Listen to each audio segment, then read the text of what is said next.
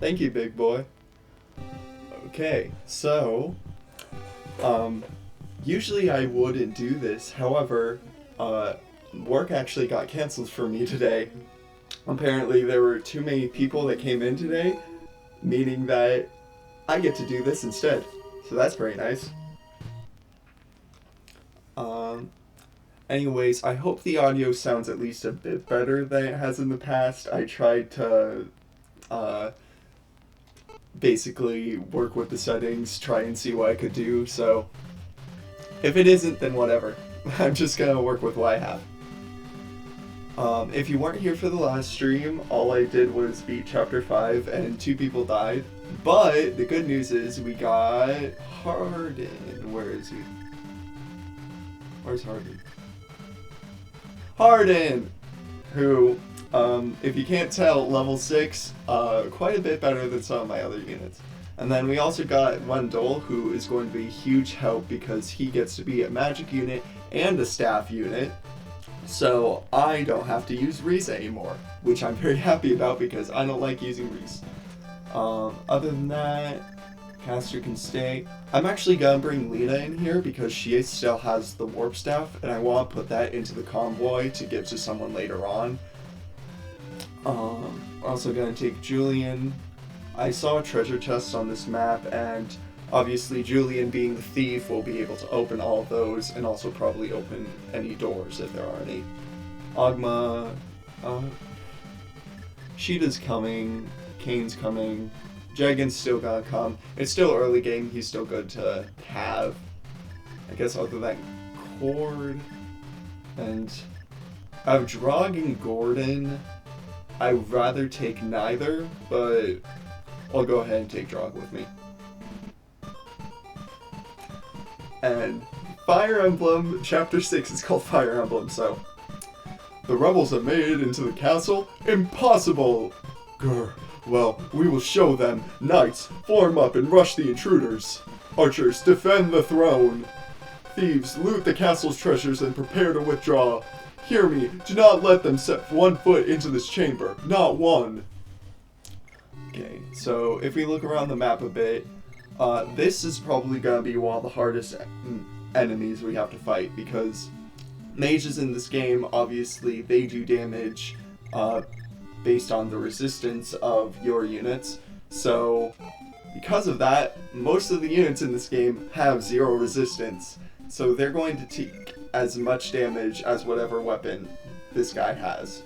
So in this case, Thunder Magic, which is actually what Wendell also has, does about 6 damage, and because of the speed, he could most likely double some of our guys, meaning that he could do 6 damage, he could do 12 damage, and a lot of these people wouldn't be able to counterattack against it. That's not going to be fun. We're going to need to take care of that quickly. As for these other characters, I finally figured out what the convoy system is last time, if you don't know, which is very good, because now I don't have to worry about having to keep track of all my items. I can just put them in places. No. Okay. Up here, Rickard, which is the next recruitable character we need. This is why I brought Julian, because of the doors and also because of this dude. So we're going to go over here. Items, master key, use. 16 uses on a master key. It's good, but it could certainly be better. But I'll take what I can get. Wendell, you can come over here. And then, looking at, obviously, like, I believe all of the chapters in FE1 are siege maps, so all we really need to do is defeat Emerus and take the throne, which will be a bit difficult. Since he's a general, he has high defense. The good news is he has 0 resistance, but Wendell will most likely only do 12 damage a turn to him, which will chip him down quite a bit, but obviously won't kill him until like 3 turns in if we just use Wendell. And I didn't actually check. He might have... No, he only has a silver sword, so he can't strike from 2 range, which is good, but we still have to watch out for him. Luckily though, Sheeta has the Armor Slayer on her, meaning that she gets to do effective damage to armor units. I think in this game it's triple damage, so depending on how good the strength stat is, she might be able to do a bit of stuff, but I honestly don't know how well Sheeta will be able to fare against him, considering that she still only has, 4 strength? That's not very good. It was better than last chapter, at least. Like, she got a really lucky strength growth there. Like, if she didn't get that, I am a bit worried that I would have had to bench her, which I don't want because I want to use Sheeta. Okay. Wolf, luckily, was one of the other units that gained last chapter, and he actually gets to stay alive, which is very nice. Because, let's see here, I don't remember, I think the names of the characters from last chapter that died were Rocher and Sedgar. And it didn't seem like either of them would be very good later on. I know Wolf at least, I don't know what he's like in this game, but in the remake Shadow Dragon, his growth rates are absolutely insane. And I feel like he's one of the characters that can really that you could really put into the debate of which is better, base stats or growth rates for characters. I feel like that's a big debate that still goes on at least a little bit in Fire Emblem among fans. Basically, the idea is it better to have a unit who starts off with high base stats but doesn't have the best growths, or is it better to have a unit that doesn't have that good of base stats but has amazing growth rates? Usually the two characters that I feel like represent that best are the Jagan units for base stats over growth rates, and if not the Jagans, then Oifes. And then as for growth rates over base stats, it would probably be Est units. Basically, the idea of both of those is Est units comes from a character in this game. Her name is Est. She's one of the last characters you get, and overall, she's pretty low level. I think she's like a level 3 unpromoted Pegasus Knight, which isn't very good, but her growth rates overall are very, very good. And if you put in the time to actually train her up, she can become a super powerful unit that you should absolutely use. Let's talk to this guy really quick. Rickard, it can't be! What are you doing here? Julian, it's been too long since I've seen you, Chief. I came to this castle to steal a few things, and wouldn't you know it, I got a little sloppy. And what brings you here? Me? As of today, I've washed my hands of thievery. I'm on the side of what's good and just. Ha! I bet I know the truth behind this change of heart. Beauties have always been your weak point. Not a chance. The spirit of justice awakened within me. Look, don't worry about it. Just join up with us. There you go again, trying to make up my mind for me. Since you're the one asking, well, why not? It's settled. I'll lend you a hand, but I'll take a cut of the loot as payment. And now we have our second thief, who doesn't have any keys, which really doesn't help when the point of this chapter is trying to get, like, all of the chests. Meaning that all we can really use is Julian if we want to get all of these. Also, I have to say, I'm really excited when these games get voice acting, because then I don't have to do as much. The problem, though, is that the full voice acting for characters doesn't really come in until Shadows of Valentia, which is, FE15? So, I have a lot of games, so get ready to hear a bunch of different awkward voices for characters. So, S units, as I mentioned, pretty good growth rates, kind of bad base stats. Then on the other side of that, you have Jagans / Oifes. Obviously, Jagan gets named after Jagan, who starts off with some pretty great base stats, but doesn't have the best growth rates out there, making him pretty great for early game, but not very good for mid to late game. And honestly, you shouldn't actually use him too much, because if you get a bunch of kills with him, then he can start stealing XP from some of your other units who really need it, leading to a lot of different XP amounts and leveling amounts, which can really hurt you later on. Like, if you accidentally give too much experience to your Jagan, I wouldn't say you're fully soft-locked, but you're gonna have such a difficult time with some later chapters in certain games. Oi phase, though, are basically Jagans on crack. Their basic idea is that they have the same exact thing. They're pre-promoted units with higher base stats and okay growths, but the growth rates overall are still actually pretty good, and they can keep up with a lot of your other units. Some of them are just outright busted. I'd say the three most famous examples, in my opinion, would go to Marcus, kind of from FE6, but mostly FE7 Marcus.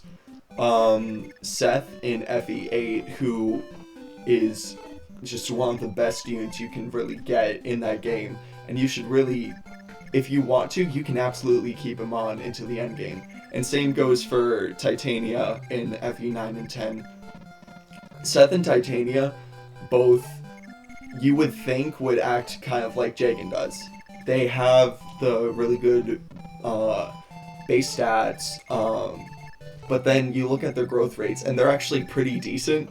So the amount of stuff that you're able to do with both of them is kind of insane. I'm pretty sure I've seen people like solo Sacred Stones with just Seth, which honestly isn't that hard of a task because overall it's a pretty easy game as compared to some of the other games in here. So while I'm here and while Lena's down here, I'm just gonna have her start buying stuff so that she can put it into the convoy in case anyone needs it later. Mostly javelins, because javelins overall are just such a good weapon. The accuracy is okay, but the fact is 1 to 2 ranged weapons just help so much in these games. So I'm taking as many as I can get. Let's end turn. Overall, I have to say, the experience I've had in this game is a lot better than I really thought it would be. When I started this game out, oh, that's not good. When I started this game out, I really felt like it was going to be a bit of a drag to get through. And some elements of it, I would say, just, they've aged. I'm really happy with a lot of the modern stuff that Fire Emblem has done. To introduce new players, create more balanced systems. They've just done a lot to make the games better overall. But seeing where it started from, it's still really nice to see that a lot of the elements are still very similar, and a lot of the stuff that I love about these games is still there. Of course, what I don't love is the fact that I don't fully know what the accuracy and attack levels are until combat actually happens. And the only way that I can really figure that out is by calculating every single little stat that the player and enemy has along with their weapons, which is pretty difficult to do when I don't fully know how to check the attack and accuracy levels of each weapon and then fully calculate out the accuracy, defense, and attack of each character. Like, attack and defense are one thing. They're pretty easy just because usually your base defense will be the amount of defense you have, the base attack will be the amount of attack you have, plus whatever might increase the weapon you has. But then for stuff like accuracy, it becomes a lot more difficult to calculate because I believe there are several more stats that go into calculating that overall. Sheeta, come over here. Like, from previous experience with other Fire Emblem games, I'm able to know that obviously steel swords have more might than iron swords, but iron swords have more accuracy. But then it's like, I don't fully know what that accuracy is, so it could easily be that I have a 10% difference in accuracy, which can matter in some situations. And also, the fact that I haven't really come across that many vulneraries is very, very bad. Because those are such good things to have on you. Especially since the only really good healer I have now is Wendell, and he doesn't have any healing stuff. The healing stuff is on Reese. I was watching a video of someone playing through this game, so I did figure out how exactly trading works. It is in this game, but I didn't fully understand what to do to give other weapons to other characters. So now that I understand that will help out a lot. But still, right now, I left Reese to just sit on the bench. So, no healing for Wendell. He just has Thunder and Barrier. Speaking of Thunder, though, 11 uses is not good to know. So, hopefully there will be a shop or an armory somewhere that can help out with that. The good news, though, about the Barrier staff, that's going to be a very, very good staff to have for this game, considering I believe, at least, it increases resistance for a certain character, which can just make the amount of mages that can come up in this game a lot easier to deal with. Julian, go down here.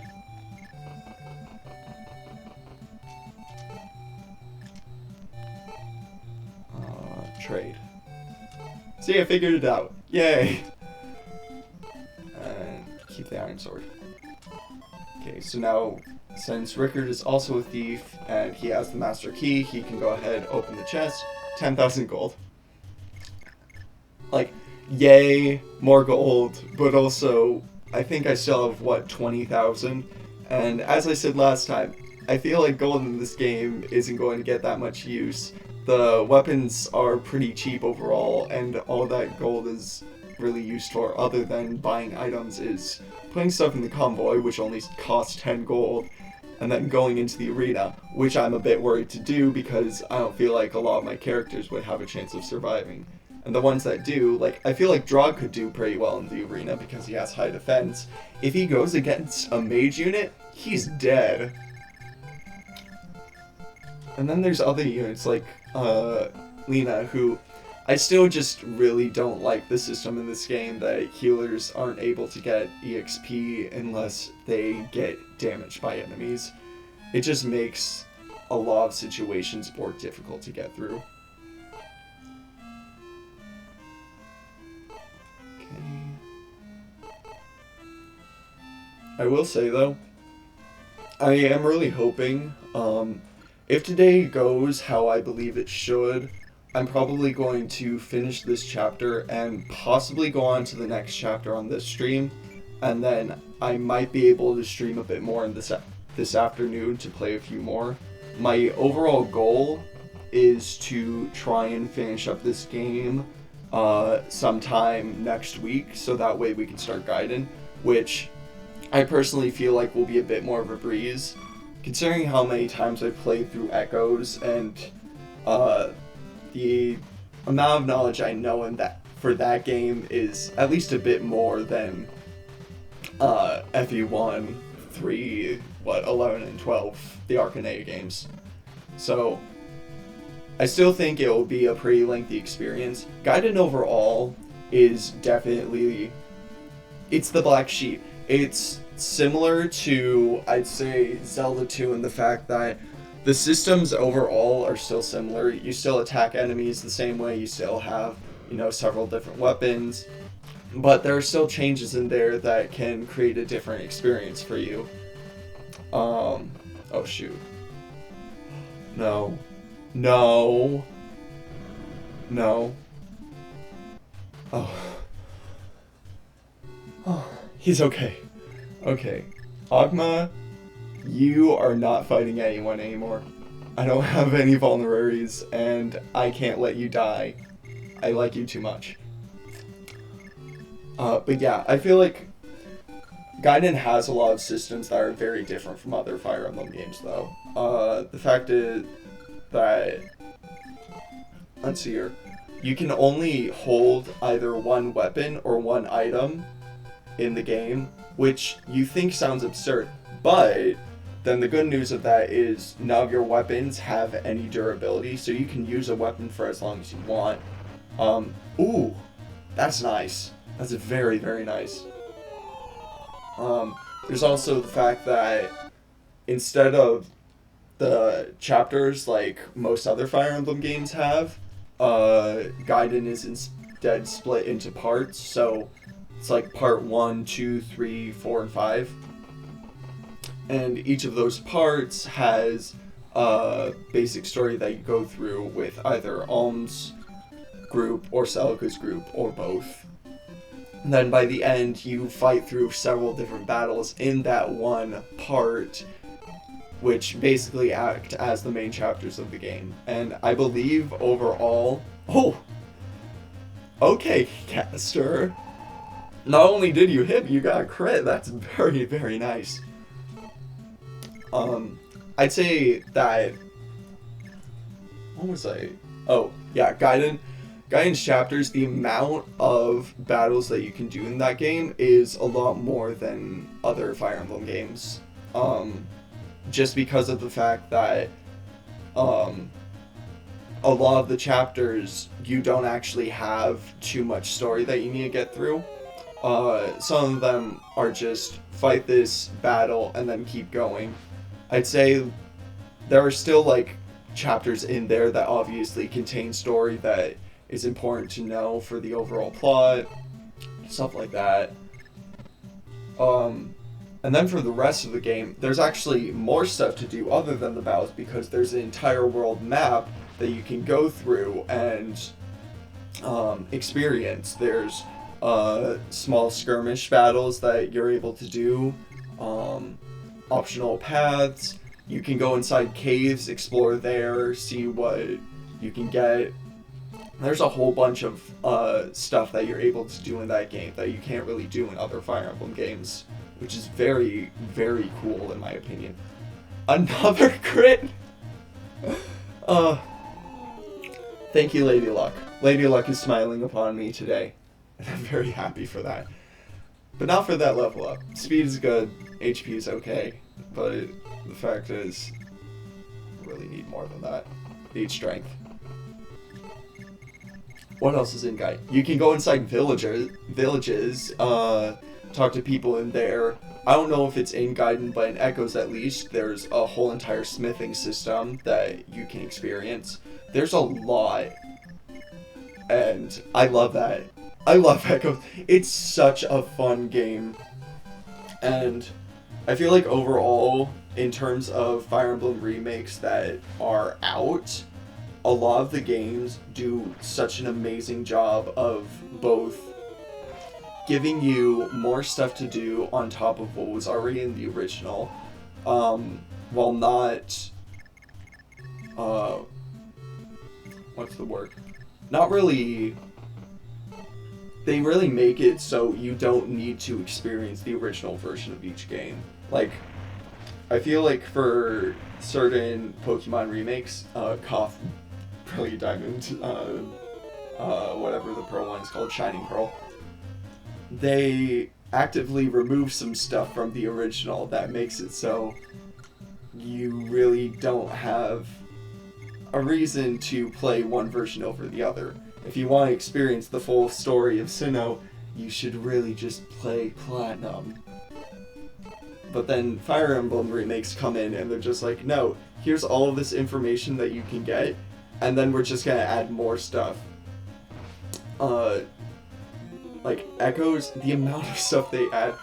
If they do a Genealogy remake, I really hope that they add some of the stuff like they did for Echoes. Definitely one of the biggest things having to be, I don't actually know if you could do this for Genealogy, but in Echoes, there's actually a post-game experience that's basically just amounts to another dungeon for you to explore and a couple more maps to do. But even then, that's a lot of content that you can get out of it, because the dungeon is pretty lengthy and the information you get from it is super interesting to experience, to the point where I actually don't want to say what you find in the final dungeon of that game. because I really feel like people who haven't played that game, haven't seen stuff about it, shouldn't know what happens. And it really does a good job of giving you a reason to either play other Fire Emblem games, or it gives you a way to connect other Fire Emblem games together, which does make sense overall. I mean, Gaiden is literally a side story to the Arcanea games. It literally takes place like in the years between Fire Emblem 1 story and Fire Emblem 3 story, and some of the characters from Fire Emblem 1 and 3, the Arcanea games, actually appear in Echoes, which is a very nice thing to do. It connects the worlds together and just adds to the overall experience for me. And, like, the units who do appear are very nice units to have, which, it, honestly though, in a weird way, it also makes it so those units, I believe there's 4 of them altogether, who appear in both FE1, FE2, and FE3, and their remakes. It makes it so they, I believe, appear in the most Fire Emblem games. Marth doesn't make an appearance in those games, and the only way that you can really say that he makes more appearances than them is by Radiant Dawn is greater than Shadow Dragon. I agree. Radiant Dawn's a great game. I've actually been replaying Radiant Dawn in my spare time, just because of the fact that when I play it on stream, I want to do the New Game Plus version of it, just because it adds some more content to the overall story that you can't get from a first playthrough.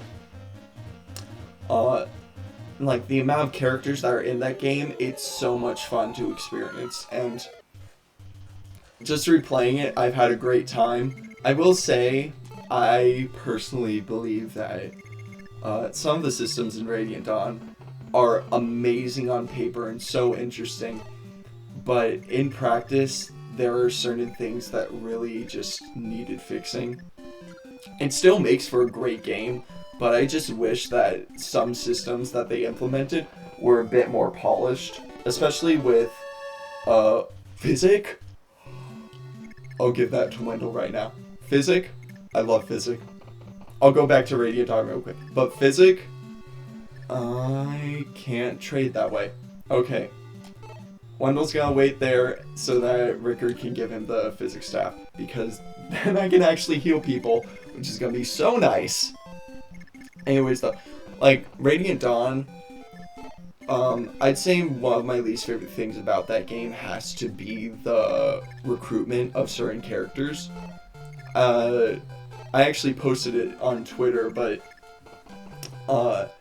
Tormod, Vika, I think that's how you pronounce it, and Moram, I don't fully know how to pronounce that name, so hopefully I'm doing it correctly. If I'm not, I apologize. Their recruitment in that game sucks. Like, they're available for, what, 2 or 3 chapters in the first part of the game, and then aren't available again until the second to last chapter of part 4, and then they're able to be selected for the final 5 maps of that game.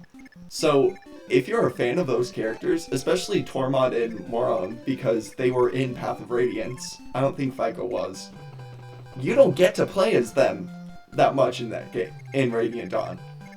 Which is really annoying. But then, like, the good news is, there are some characters that get so much more screen time, and then the fact that it's a direct sequel, and a lot of these characters you get to see what they're like now. There are so many cool things in that game. And I love it, but I don't like it. But it is definitely better than Shadow Dragon. I know I put in the title, like, Shadow Dragon is greater than 3 Houses. It's not. I'm a liar. I lied. 3 Houses is better. Even if I don't really like 4 years later. It's been 4 years since 3 Houses released. And I've got to say, I think some of it didn't age that well. And who knows, if I get on a full side tangent right now, I might talk about it, or I'll just wait until the Three Houses and Three Hopes streams, because I'm gonna let y'all know right now. I'm gonna say Three Houses and Three Hopes. I've played those games before, so I at least, like, when I say I've played them before, I've done every route in Three Houses twice, except for the Golden Deer route, including beating Blue Lions on Maddening. And then I've beaten Black Eagles and Blue Lions for Three Hopes, and I'm currently playing through Golden Deer for that game. So I have a lot of experience in those games, and I've got to say, they are fun, but they are so repetitive and very difficult to go through a second playthrough. But like, there's still a lot of systems that are great in that game, and by default, I do have to say, it's better than Shadow Dragon. So I'm a liar. I said it. I lied. And I had fun doing it. What are you gonna do about it? Sue me? Do it. I dare you.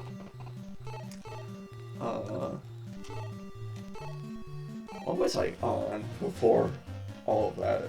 I think I was talking about Gaiden still. It's gonna be fun. I'm very excited for that game. Oh yeah. No. I believe that the characters who appear in Gaiden are the characters who appear in the most games in the Fire Emblem series. Not really counting spin-offs like Warriors and Heroes, and maybe Tokyo Mirage Sessions if you want to count that. But then even then, the characters who appear in Echoes are also have at least one version in Heroes. Marth is the only one that appears in Warriors, so he gets a game there. But then Tokyo Mirage Sessions is very, very weird, in my opinion. I love Tokyo Mirage Sessions so much. I think it's one of the most fun games I've ever played. I like a lot of the systems, but it's just really weird. They decided that instead of Marth being the lead for that game, instead it's Chrom, even though Sheeta's also in the game, but then Tharsha's in the game. So it's a bit of a mix of both Fire Emblem 1, the Arcanea games, and also Fire Emblem Awakening, which, technically speaking, doesn't fully work when you find out how exactly Tokyo Mirage Sessions really fits into the greater Fire Emblem history. But I really don't care because I like Chrom and I like Tharja, so I am taking them. Even then, though, that game, it's just so much fun. Like, I have to say, after I get through FE1 through FE6, Mondo can't use Physic. Why can't he use Physic? Damn.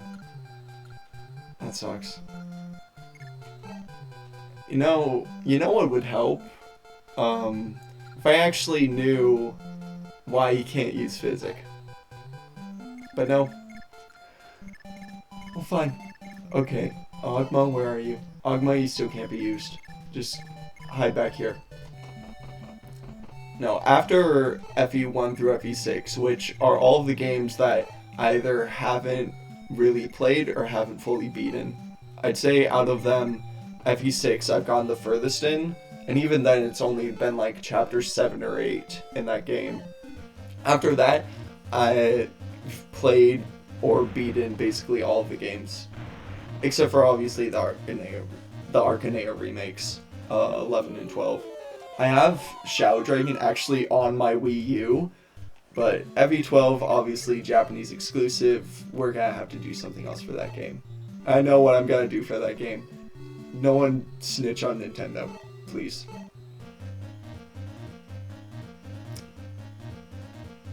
Okay. Oh. Awesome. Great. Oh. That's a lot of damage. I I wouldn't be annoyed if Kane died, but I mean, he's still a nice unit to have. So, Harden, 9 strength. Okay, Harden could take out this armored knight. I feel like that's kind of what I need to do because I don't know if anyone else will be able to do it. Because 8 strength, 6. Ooh. Yeah, how much? 12 defense. Harden could take him out. I don't know if Harden's gonna die from this. I'm gonna hope for the best. Go Harden. And it should be fine. Awesome. Okay. Kind of surprised that this chapter is going by at the rate it is. I felt like looking at it at the beginning it was going to take a lot longer, but it's actually not been that long. I think it's because I'm actually focusing on trying to play through the game, which is probably a good idea to do because that first stream, that last chapter, a lot of people died. What was it, like 4 people in one chapter? It's a good thing that this game just keeps throwing units at you. I mean, what, 5? Oh, Marth. Oh, it's only 2. Okay. Oh. 4. Never mind. I mean, like, last chapter, what, 5 units were gained? 2 of them were lost, but that's still plus 3 units overall. Very nice to have. And then I'm gonna guess that that happens throughout the story as well. Just there'll be a chapter or 2 where it'll be like 1 unit gained, 2 units gained, and then all of a sudden there's gonna be 5 units, which will be very, very nice. As long as those units, you know, have some good levels, which seemingly they do, considering a Harden level 7 now. Wolf, I feel like, is pretty good. It's going well. It's going fine. Okay. I love getting unnecessary critical hits. They're so funny every single time because it's like all I need to do is get this 1 hit to get this 1 damage so that this enemy dies, and then all of a sudden Drug comes in and gets a 27 damage critical. Very nice to have. Okay, as for everyone else, it seems that all of the other chests were looted, which sucks. Once again, another system that I'm not a huge fan of in this game is the fact that if a thief steals treasure, you can't get it back from them. You have to get to the chest first. And for a game like this, where, you know, all you really have in order to do something like that is the warp staff, it's kind of difficult to try and get every single chest in the game because you're gonna have to take your thief all the way over to a chest like this, and then all of a sudden you're surrounded by the enemy. You're dead. There's not really anything you can do about it. Okay, 5 movement. This is Jagan, right? Yeah. Jagan, come down here. Bar. 14 HP, that's not the best. Honestly, we should probably wait for Wendell so that it can give someone resistance. So that the mage doesn't kill anyone.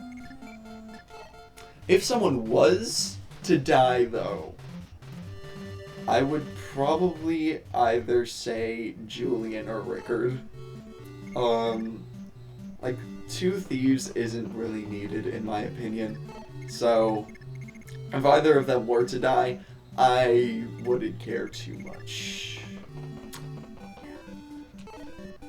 But Wendell, if Wendell dies, I will be devastated. I really need my magic unit. Especially because I looked it up. I did miss a unit. I missed Merrick, who gets Excalibur, which is a great weapon, and he's a great character. So that's not very fun. Oh well. Listen, Merrick, we can get him in, like, any of the other Arcanea games.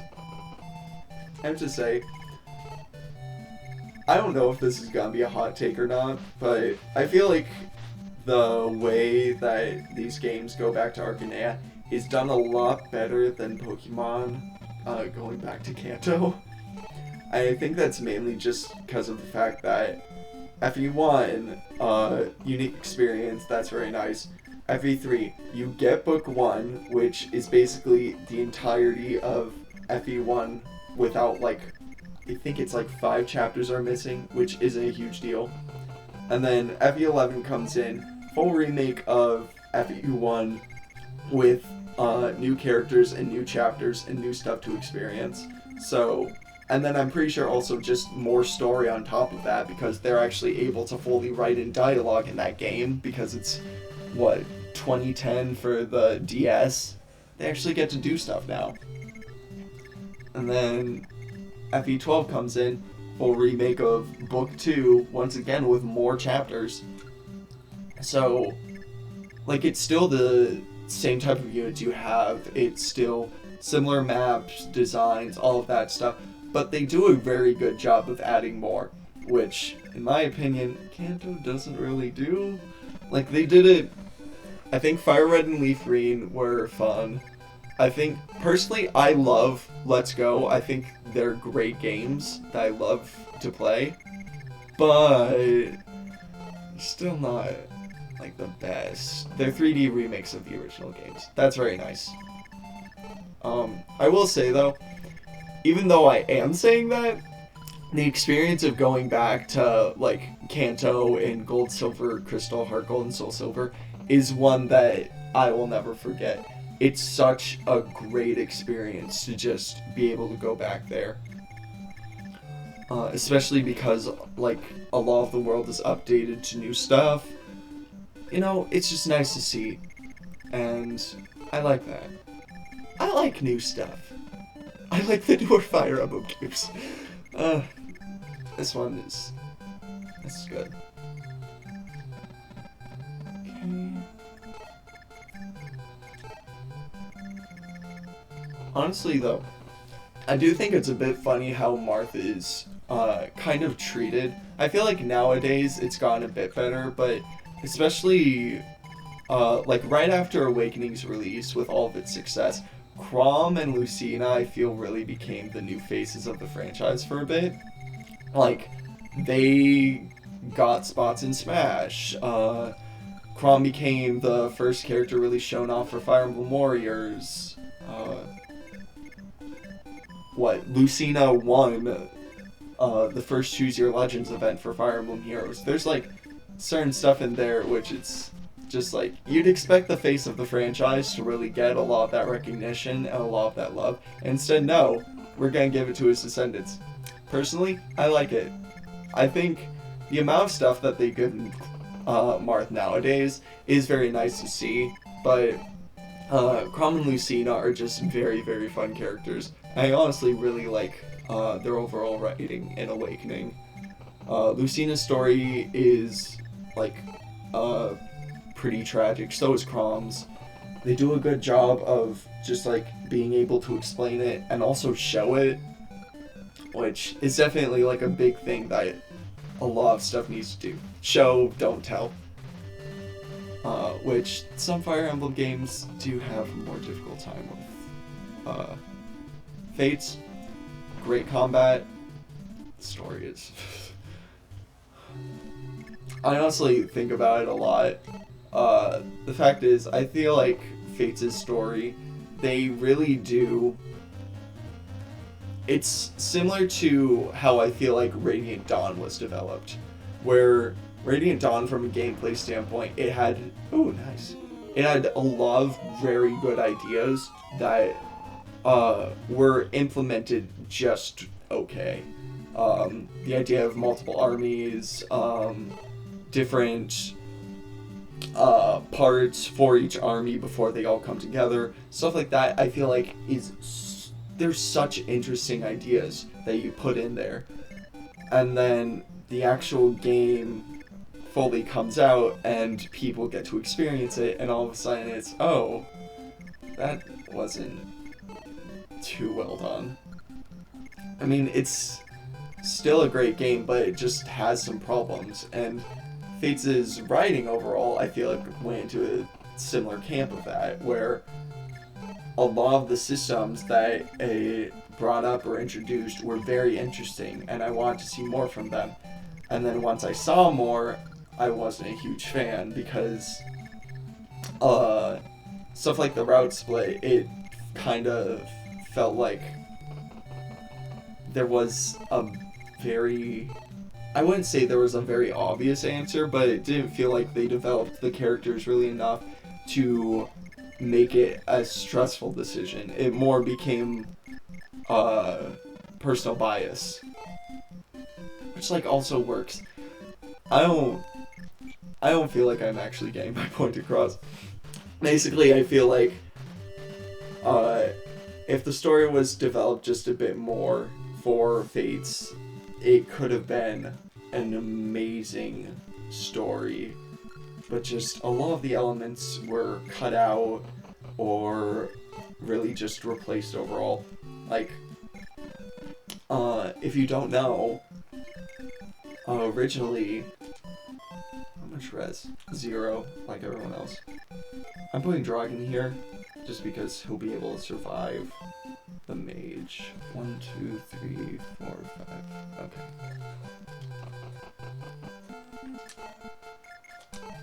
A lot of the writing for Fates, I believe the, like, main writer who came up with a lot of the ideas that were used throughout the game, 7 res, that'll be good, came up with them, and for like only one of the 3 story routes wrote, I believe, 500 pages of a story, because he got that passionate and invested, and it just became too much for the developers to be able to put in. So because of that, they had to trim a bunch of stuff down, which led to a lot of changes overall with the story that was being presented. And it honestly was kind of a bad thing, because now this story, instead of being this epic tale about, oh, which family are you going to choose and here's all of these different characters, it's kind of watered down. It's still a very fun game, though. I think, like, from a combat standpoint, a lot of the systems that were in place during Fire Emblem Awakening were developed on, and just so much polish went into that game, I feel, from a combat standpoint, that some of the stuff that's in the game that isn't as well done, it's really obvious that certain things are just problems. Map design, for example, especially in Revelation, I feel like is one of the biggest complaints, which I can absolutely see. The gimmicks of some of those layer maps are so annoying. There's a map at the close to the end, I think it's like the third to last chapter of Revelations, where you put a bunch of units onto an elevator and have to move them around the map slowly. And you can only take like a certain amount of units on each. That's... ooh. I love Barrier. Barrier, very good to have. That's annoying. Like, I believe from, as a strategy game should put systems in place to allow players to either move fast or move slow, and they shouldn't try and completely force a player into one field, because doing that just causes more problems for the overall gameplay. Fire Emblem Fates Revelation kind of did that. I feel like sometimes with certain maps, if they have like a certain number of turns that you have to complete the map in, they kind of fall into that category, but it also really just depends on how exactly those chapters work and how long it takes to beat them. Like, something that only has a 20 turn limit, I feel like is a lot different from something that has a 10 turn limit. If you have a 10 turn limit, you have to race to get to that goal. A 20 is a lot more achievable and very nice. Fates did actually do that with some of its chapters, but that is one thing that I feel like was done at least decently. Was there wasn't an insane turn limit. I think the most insane one was probably like 15 turns, which still wasn't terrible because a lot of that chap was just Corn needs to escape the map, and as long as you get Corn over to the goal, you could just have your other units try and get some experience from some of the other characters. Definitely, though, my favorite part of Fates overall has to be the cutscenes in that game. It has probably my favorite opening in the series. The music, the visuals, they both work just so well. Azura's dancing in that game for both Conquest and Birthright, probably my two favorite cutscenes in the franchise. They're so beautifully animated, and I'd really recommend looking at Phoenix Master 1 on YouTube. He posted the HD versions of all of the cutscenes in Fates. So go over to his channel and look up the HD cutscenes of her dances. Or if you don't want to do that, eventually I'll obviously play those games and you'll get to see all men here. But the music, the visuals, they all just work so well. And Azura's voice actress does such an amazing job with her singing. And I just love it. I'd say overall, the cutscenes in Fire Emblem that really just involve like dancing are some of my favorites. Three Houses, the little ballroom scene was really cute in my opinion. I feel like it showed off Edelgard, Dimitri, Claude, and Byleth's personalities pretty well and works for the overall game. Out of all the dance cutscenes, though, it is probably my least favorite. But then you have Berkut and Renea's dance in Echoes, which is so beautiful. It's very simple because it's basically just like a spin and them slowly walking around. But the overall camera movement is done well. The fact that the character, who I won't say who it is because, you know, kind of spoilers, the character who joins Berkut just walks in, and you can hear the music silently in the background, and once he opens those doors, it just bursts out and you can hear all the music. It's such a great cutscene, and I love to watch it every single time.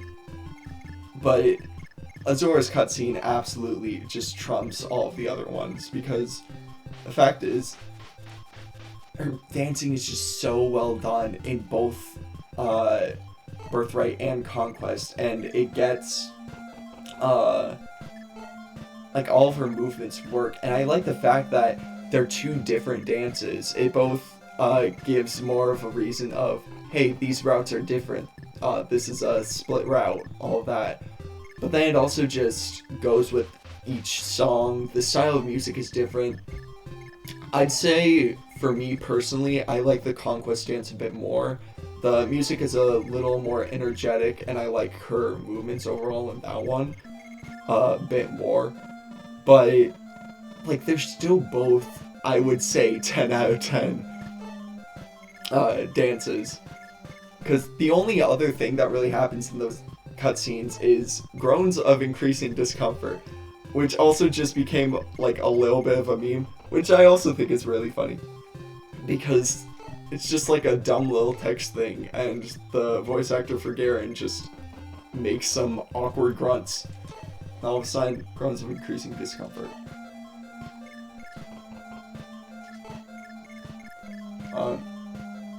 If I remember correctly, the people who did the cutscenes for Fates also did Awakenings cutscenes. And you can really tell both of those games have similar styles when it comes to their cutscenes, and like obviously other stuff, the overall designs of the characters, plot lines can be a bit similar in a way. But I'm okay with that. I like both of those games. I think the cutscenes are absolutely beautiful. Especially, I feel like the voice acting doesn't get too much credit sometimes for Awakening and Fates. Mainly just because of the fact that there's a lot less than there is in Echoes and Three Houses, because most of the voice acting for Awakening and Fates involves either characters talking in cutscenes or just small little grunts. But the small moments you do get with certain characters are very, very well done. Matt Mercer as both Chrom and Ryoma is just so good. And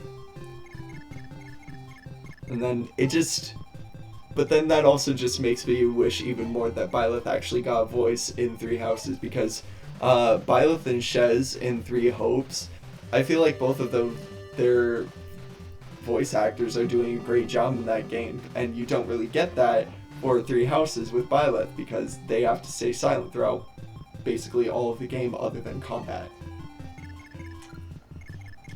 Okay. All that's left is these two. So, obviously, armored unit. Okay. Sheeta has enough health that she should be good to survive at least a round. 9 defense, though. 9 strength. Okay, silver weapon. Obviously, Sheeta will get the double, but I don't know how much damage he could do back to her. So I'm actually just going to start with Wendell. Thundertone's going to run out soon, which isn't good, but there's not too much I can really do about that, because I don't want my units to die to this dude. Okay. That did some good damage. I can come up here and just kill this curate. Oh. Oh. That hit rate sucks. It worked. Okay.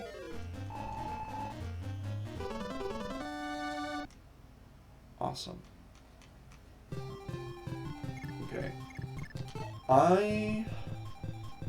Do I risk it with Sheeta or not? Because she has, what?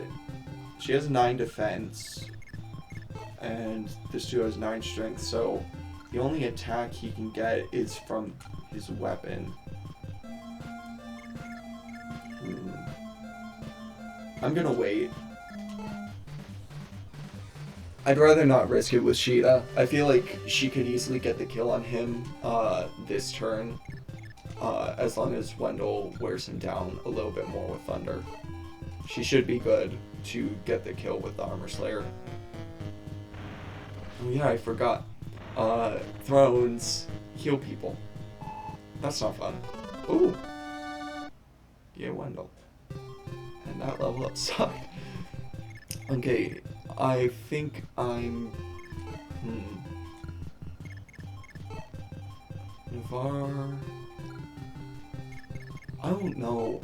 I really feel like I need to send Sheeta in, but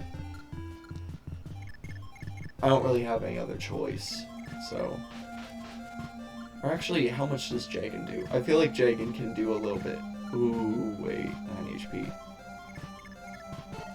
And it's at this moment why I realized that I probably should have gotten those heal and mend staffs from Reese. And either brought him along or done something. Because, yeah. Okay. I think Sheeta might just have to risk it a bit. I'm actually going to go ahead and wait with her, because he shouldn't be able to one-round her unless he gets, like, a super lucky crit. And though he heals a bit with the throne, that should be good. Damn you! Don't get cocky. Let's see how you rebels fare against this silver sword. Yeah, it's a lot of damage, but... Oh! Oh. Oh no. None? Shit. That's really bad. Oh wait, she wasn't using the Armor Slayer. Well, she's about to die anyways, so... Drog... Drog's gonna... I don't want to send in Drog. He could easily die. Navarre, 6 defense, 14 HP. He would get one-rounded.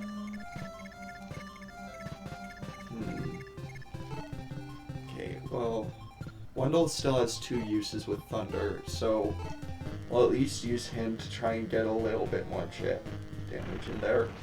Maybe a lucky crit. No. Oh well. Thunder broke, that's not fun. Okay. 5. I don't think Wolf will be able to do any damage. Ogma's at 3 HP. Harden's at 4. This isn't good. This is actually kind of terrible. Oh well. I'll go ahead. Drug should be able to survive a round. So he'll take the Armor Slayer with him. Okay. And Force Speed, I just need to hope he doesn't get... Okay. So this dude should not be able to double Drog, meaning that he can go ahead, equip the Armor Slayer, and wait. Let's see what he can do.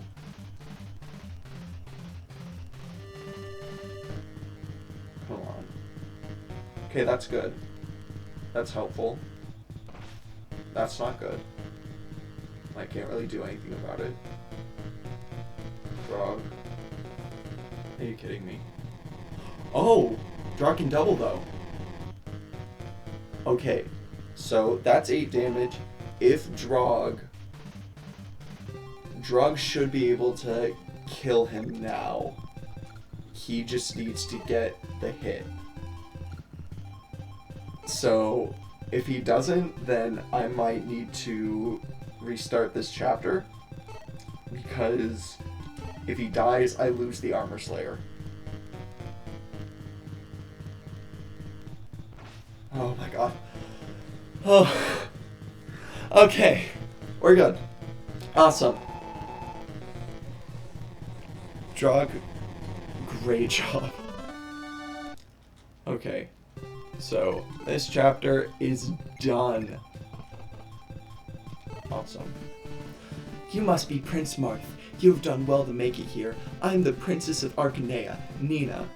By the way, I don't fully know if this was just like a translation error with the like fan translation of this game.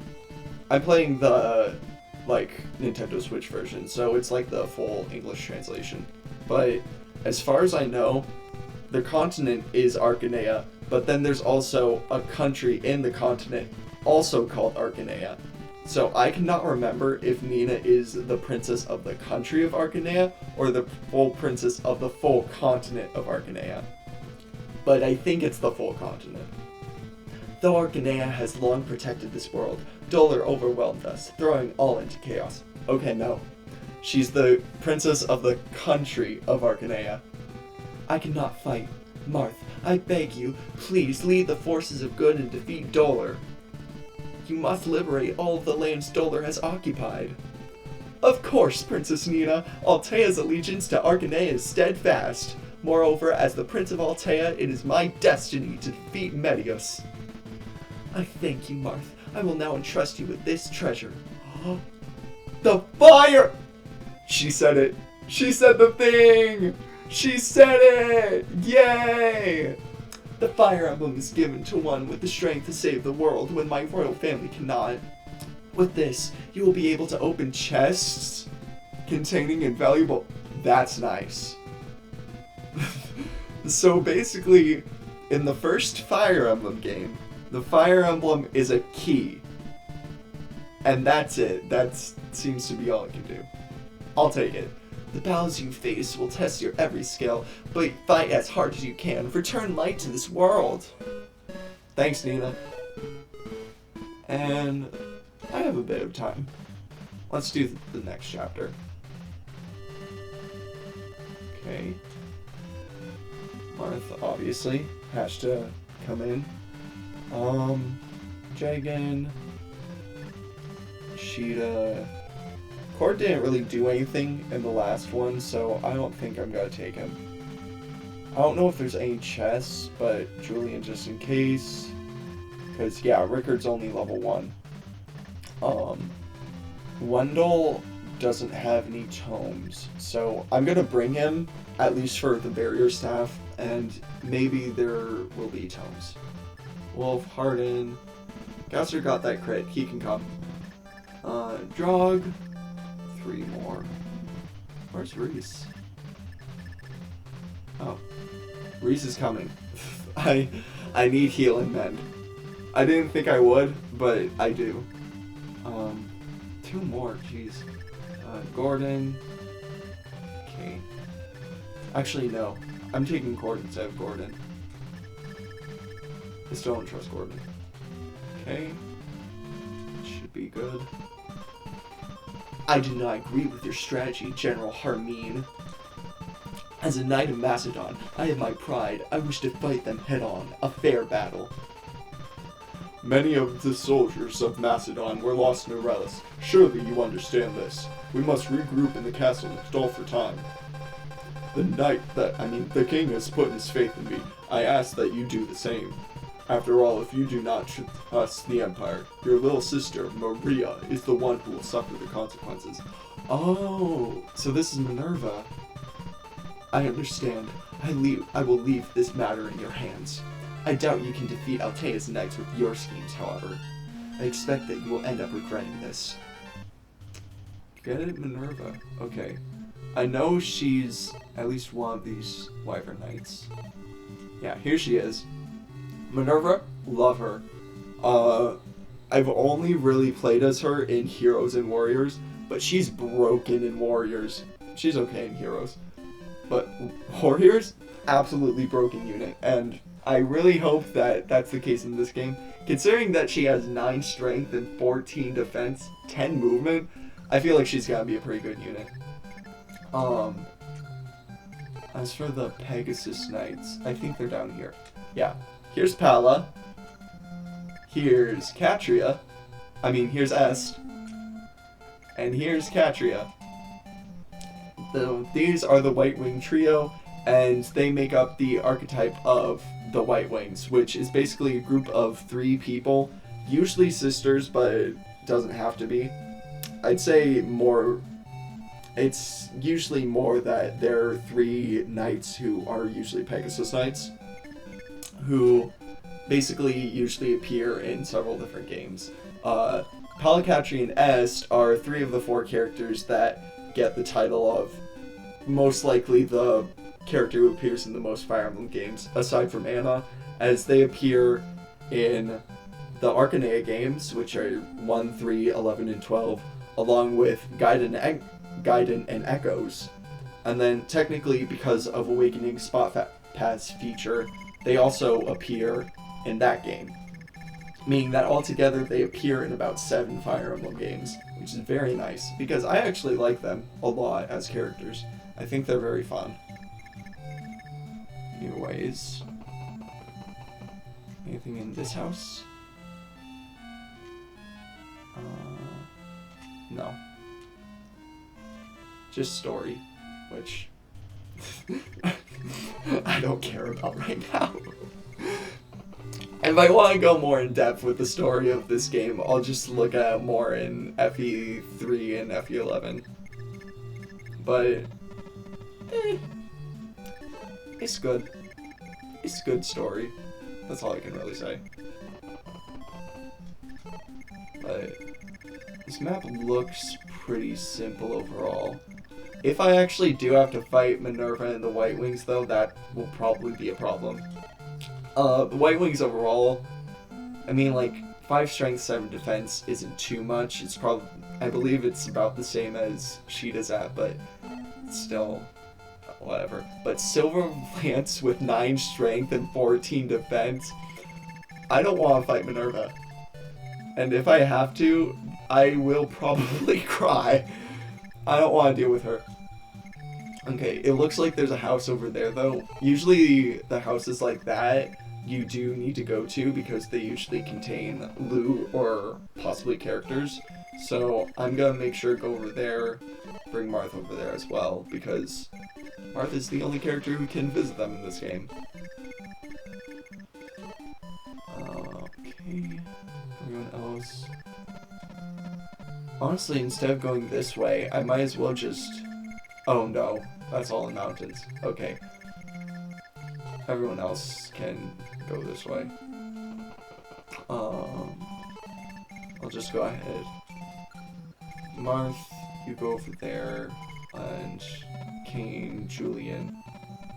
Wait, does Julian have the... Julian doesn't have the key. Wait, no. Drog has it? Okay. But doesn't someone else... I think someone else might have a door key on them, actually. And if that's the case, then I don't need to worry about Julian. The question is who, though? Wendell? Yeah. Okay, Wendell has it. Wendell will open the door. And then Wendell can go over and see if there's any items that you can get. Because he's gonna need them. Okay, everyone else start making your way over there. Navarre actually can come over here as well. And we'll get ready for this. I think the boss, though, is another general, which, if that's the case, I'm gonna really need to hope that that Armor Slayer will actually do its job, and also that Reese can heal everyone up enough that they won't die.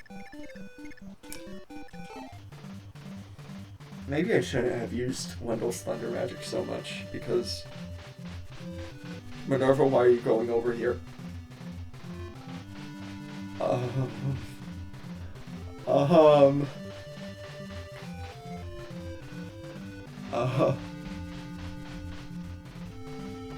don't want to do this. I don't want to do this. Can y'all just leave? I mean, please.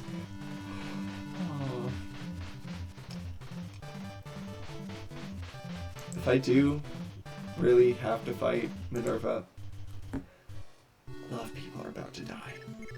Okay, but 10 movement. 10!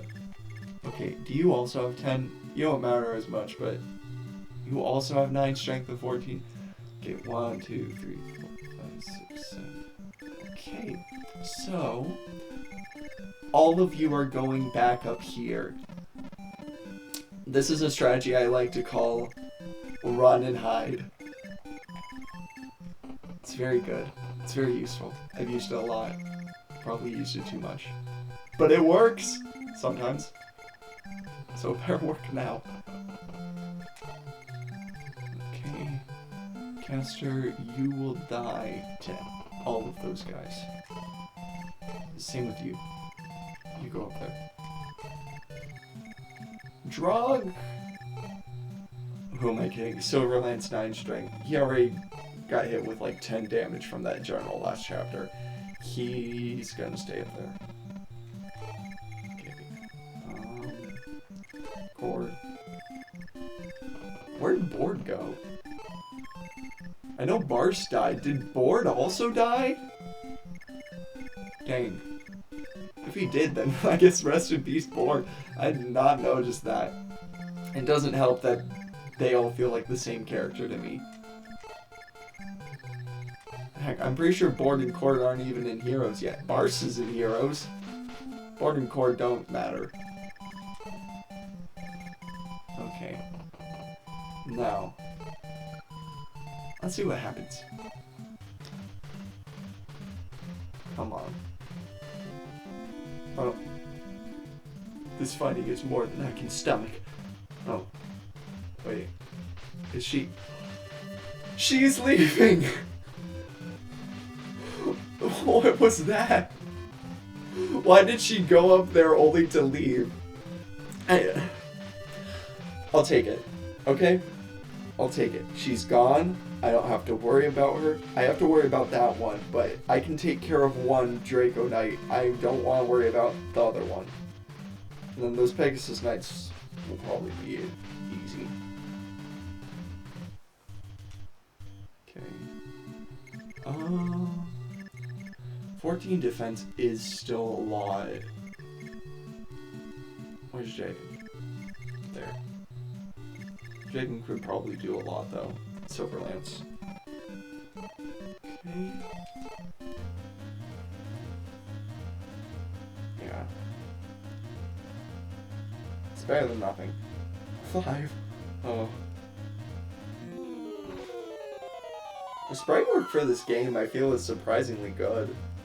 Like, I feel like that Draco Knight looks really cool. I like the animation with it. It does... I do kind of wish that there was a bit more time to refine the sprite work from the GBA games of Fire Emblem. Because I feel like the style they decide to go with for the DS games 11 and 12 really is not as good. It feels a... Oh! 13! Okay, good to know. So, in a lot of other Fire Emblem games, Wyvern Knights and Draco Knights aren't actually affected by bow damage, so that's really good to know that they are in this game. Both for the fact that I'm gonna guess I'm gonna have to fight a lot of them, but also just because of the fact that if that isn't the case, I'm gonna have a lot of problems. And it's just the same old, same old. No tome for Wendell. Okay, 2 more Pegasus Knights. Here, their strength isn't very high, so Jagan shouldn't have to worry about them. Honestly, most of these guys shouldn't have to worry too much. Reese might have to, but I don't think they'll be able to reach him from here. Marth can actually go into the woods.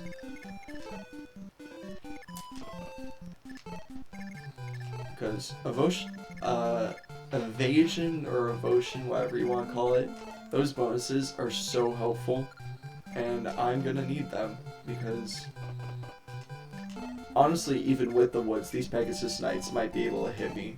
I feel like usually Pegasus Knights have pretty good accuracy rates. It's a bit different since they still use lances, and lances' accuracy isn't the best out there. They're kind of middle of the road, where swords do okay damage, but their accuracy is usually pretty great. Lances are kind of in the middle, and then axes high damage with low accuracy. Oh, awesome. It didn't matter. Wait. Oh.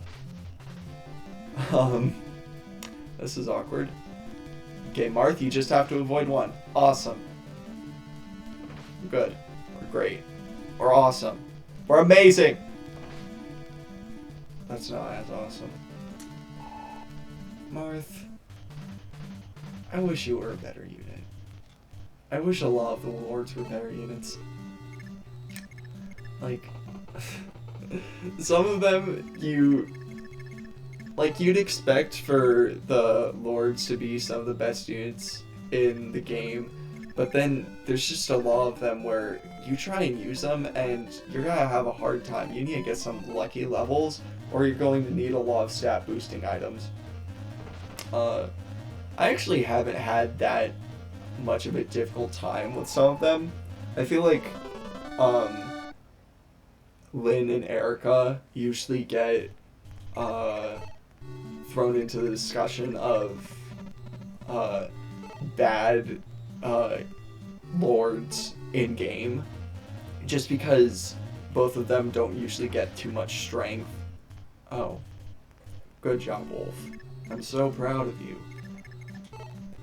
But I feel like usually for most of my playthroughs of FE7, Lynn did get some decent strength growths. Definitely not the best, but she was able to keep up a bit. Erica was okay.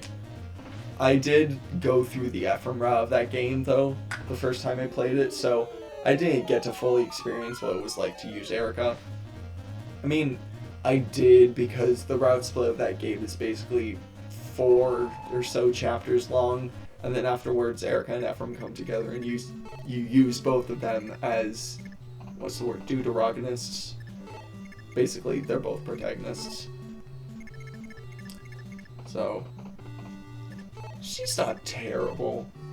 I feel like I haven't fully played through FE6, obviously, but I believe that Roy is one of the, or at least hotly debated to be one of the worst lords in the series, just because he doesn't have that good of strength growth. He doesn't start with that much strength overall, and swords in his game, sword units, I don't believe are that good because there's just so much armored and cavalry. And then he gets his sword, was it like the blazing sword or the binding blade? Yeah, binding blade for that game. The binding blade just makes him broken. He gets a promotion, and with that promotion, I think he gets +4 or 5 strength. And then on top of that, the binding blade is just an insane weapon to use. And then it also gives like +5 strength, defense, and res, I'm pretty sure, while also being a 2-range weapon. That's insane. And it's definitely one of the best weapons you can get, basically, in the whole series. Okay, Wendell has the door key, so should I open it yet? Honestly, I feel like I should focus on healing some people up because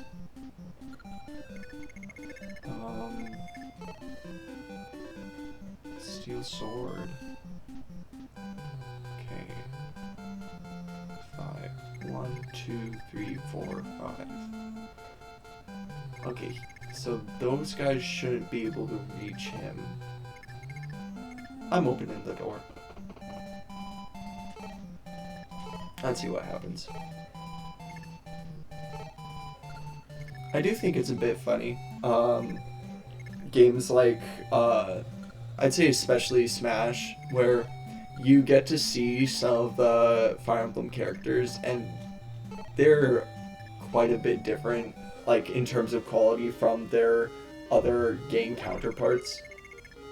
Like, if I remember correctly, Robin is probably one of the worst Fire Emblem characters in Smash. Like, they're still decent, but if I remember, out of all of them, they're one of the worst.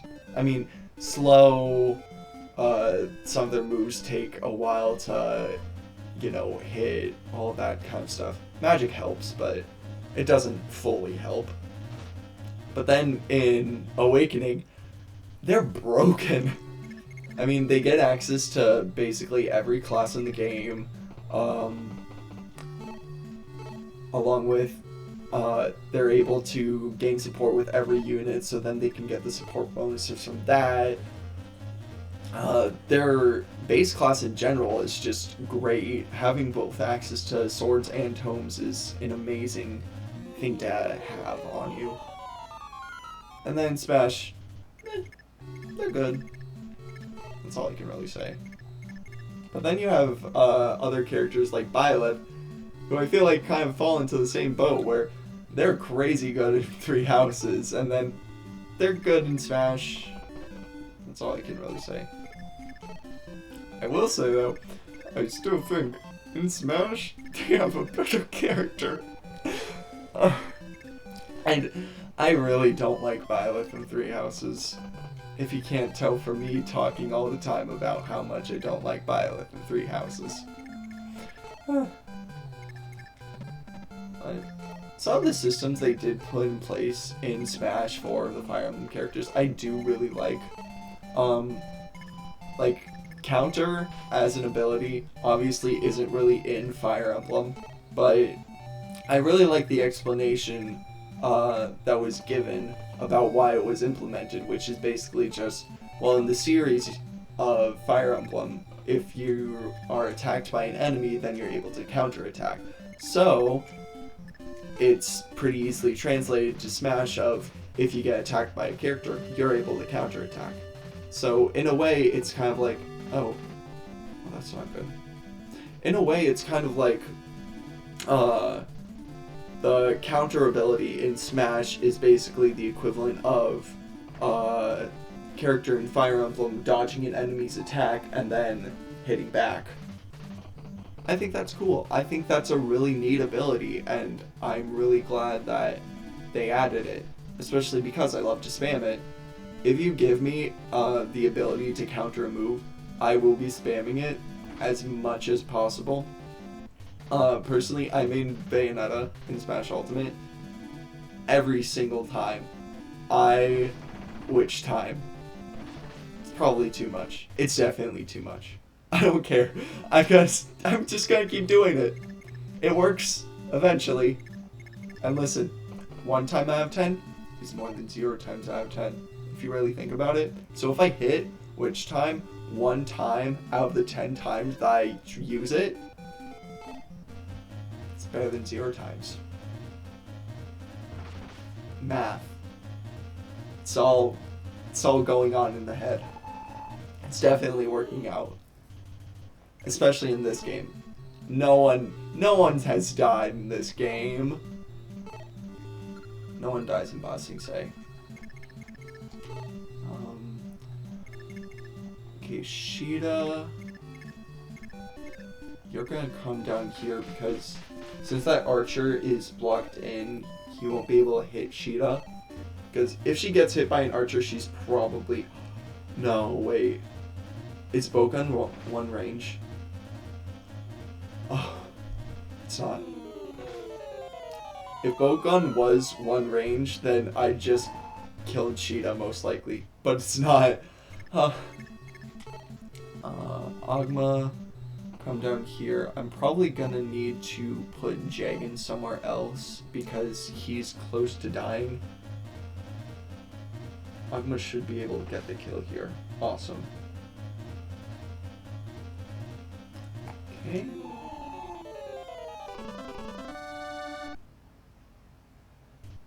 Listen, I really hope whatever is in this village is gonna be useful because I know there's a lot of problems going on with my army right now. Because if it's just like a really basic item, if it's a vulnerary, I will take it. I need those, but if it's just like steel sword, that's gonna suck. I don't feel like they have done that really so far in this game though. Some villages in later Fire Emblem games, I feel, don't matter too much. Usually they don't give as good of loot as they used to. There are still some exceptions to that. I'll take all the stat boosters that I can get in any Fire Emblem game, but usually in most games, if I just get gold, it's kind of not worth it. There are a few exceptions. I feel like the main one has to be Conquest. Fire Emblem Fates Conquest. Because the way that game works is you... Oh, that's not good. The way that game works is you can only go through the chapters to get any golden experience. So basically, it's like older Fire Emblem games. You have a limit to the amount of gold and experience that you're able to get, and once you play that chapter, whatever gold and experience you got, that's it.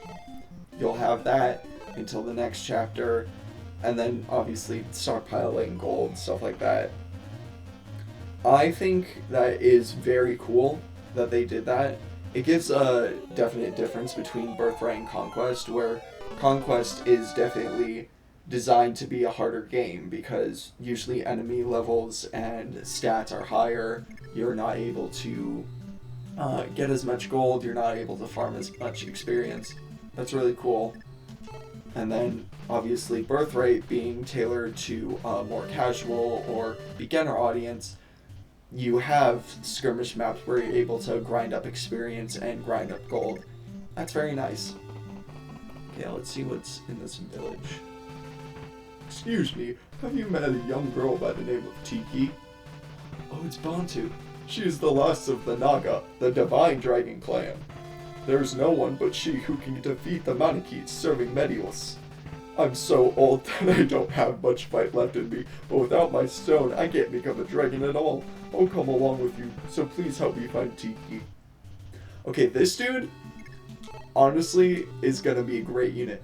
Looking at these stats, they look terrible on paper, but Manichees get the special ability of using Dragon Stones, which usually give a huge boost to stats. And because we got the Fire Stone from a previous chapter, Bantu will be able to use that and become just so much better of a unit. And along with that, I believe he will give us access to Tiki, who is going to be one of the best units in the game because she's just broken. So that was very nice. That village was entirely worth it. Okay, but now we need to continue on. Okay. 1, 2, 3, 4, 5. That's it. Okay. So it looks like there's only 5 enemies left on this map. So it'll probably be pretty easy. Just need to get the units down there.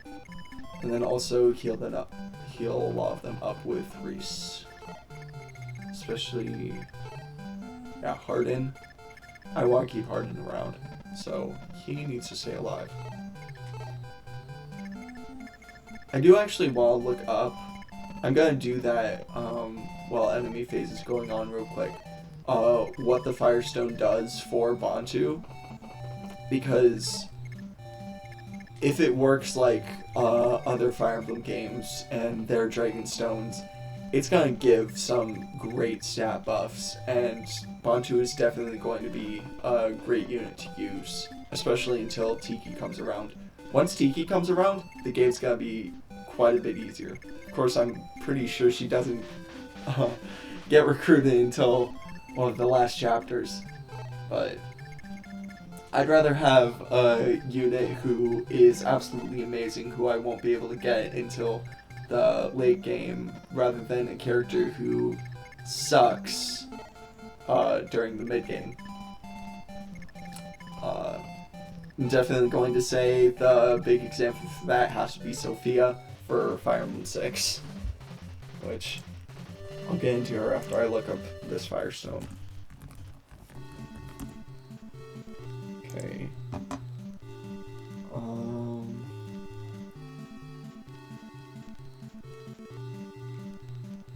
Okay, yeah. Fire Dragon Stone Might of 16, which basically Might is the attack of a certain weapon. So I think for something like an Iron Sword only has about 4 or 5 might, so it'll basically be a +5 to your attack. If it is in fact that Bantu uses strength for the stone, then that means he has 18 attack, and then along with that it boosts defense by 12, so he now basically has 18 attack and 15 defense, which is insane. And that also means that the general beat in this chapter will be much easier to deal with, which I'm very happy for. Okay. Now then, basically all that's left for this chapter is moving my units down, because what is it? A thief, that's gonna be easy. Cleric, easy. Armor Knight's a bit more difficult, but we still have the Armor Slayer, and we also have Bantu now. And then the General, who Bantu will easily defeat. Awesome.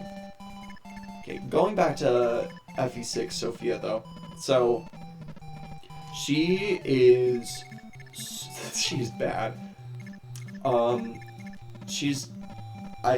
believe that she is meant to be the Est for FE6 because she starts out low level with low base stats and she has higher growth rates, but the problem is her base stats are so bad and her growths aren't good enough to try and cover for that. She starts off at level 1, which most other S units don't do. They usually start off at like level 3 or level 5, and that's quite a big difference in terms of overall bases.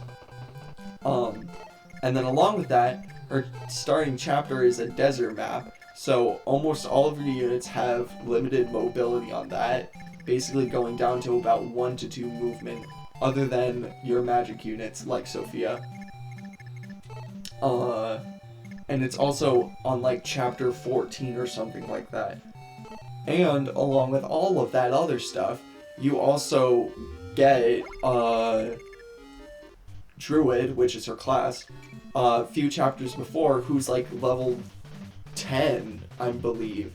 So that dude can just be promoted right away and you don't have to worry about it.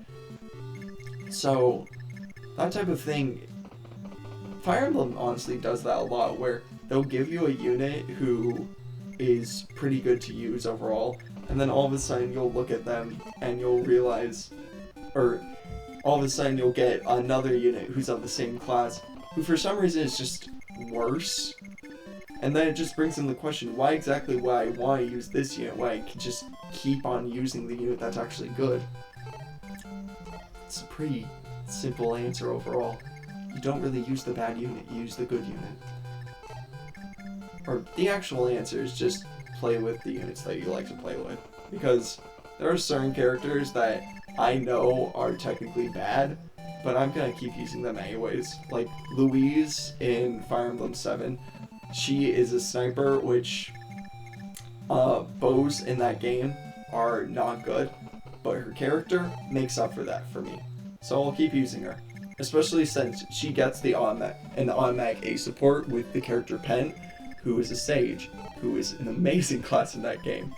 So if you pair them together, she gets to do some extra damage, he gets to do some extra damage, they're gonna make a powerhouse team. They're great, I love them. Okay.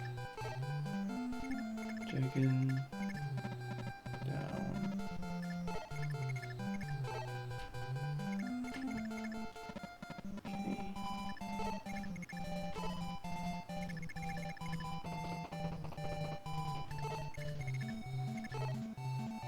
Listening to this music, it makes me think a lot about how the music of this series has developed. I think some of the tracks that are on the NES games, obviously FE1 and FE2, they do a good job of... I think they do a good job as soundtracks for the NES, and I absolutely love how they're developed later on throughout the years as like consoles get more of an ability to create grander songs. And I feel like that's most definitely felt like in these early Fire Emblem games with one of the big commercials that released for FE1, which takes the main theme of the game that plays at the beginning and turns it into an entire opera piece that a bunch of people sing along. The lyrics are kind of dumb because they literally just explain how exactly the game works, but it's such like the people who made it did such a great job that I could care less what the lyrics are, because the actual sound of it, it's so much fun to listen to. And that's like another thing where I'm just like, if you're interested, look it up. I absolutely think more people should look at that kind of stuff because it's a lot of fun to see. I'd say one of my favorite tracks from early Fire Emblem though is probably called The Theme of Love. As it gets developed, I believe it starts out in Fire Emblem 3 and then it appears in a lot of other games, and you get to hear the development the development of the track as the series goes on and picks up more instruments or better sound quality, stuff like that. And it becomes this really beautiful piece during Heroes when it shows up in, I believe, book 3. I absolutely love it, and I think its use is really good. And so, especially because of the context of the scenes, because when you think of theme of love, there's a lot of different ways that love could be portrayed, and I feel like how it's used throughout the series, it's used in a lot of different ways. It really just starts out as a simple melody about love, romantic love specifically, but then it's used for familial love and paternal love, stuff like that. That's cool. You know, it shows the fact that supports throughout the series don't just have to be about two characters being romantically involved. It can be stories about friendship. It can be stories about families being formed, either blood related or found family. I love that. I will say though, some families in this game kind of suck. Like, Born and Barst are dead. I guess they kind of sucked as units. Of course, it doesn't really help when most Fire Emblem lords, their parents just die. Oh, this dude has a javelin. Oh, that did 4 damage. Okay. What is Bantu's movement? Oh, 6. That's not bad. I thought it was going to be like 5. One movement isn't that much of a difference, but it matters in the long run when you have chapters that just require a lot of walking around and moving units. Okay. Julian, keep doing your thing. You're really just here to fill space. Wendell, you basically can't do anything. There aren't any mages on this chapter. So, barrier staff is kind of useless right now. Bantu needs to just keep going, because he needs to go and defeat that boss. And I don't think anyone really needs healing right now. So, yeah. Okay. How much? 12 defense. So Jagan should be able to take out most of this armor knight with the silver lance. Yeah. Okay. That's good. That's really good. Okay. 5 damage is left. Probably use someone else. Wolf, you able to do something? Maybe?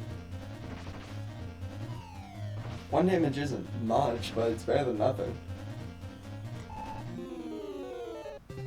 2 experience is kind of abysmal though. Okay. Oh wait, I forgot the hammer. I forgot about the hammer. Well, that just makes things a lot easier. Similar to the Armored Slayer, it does effective damage against armored. Really?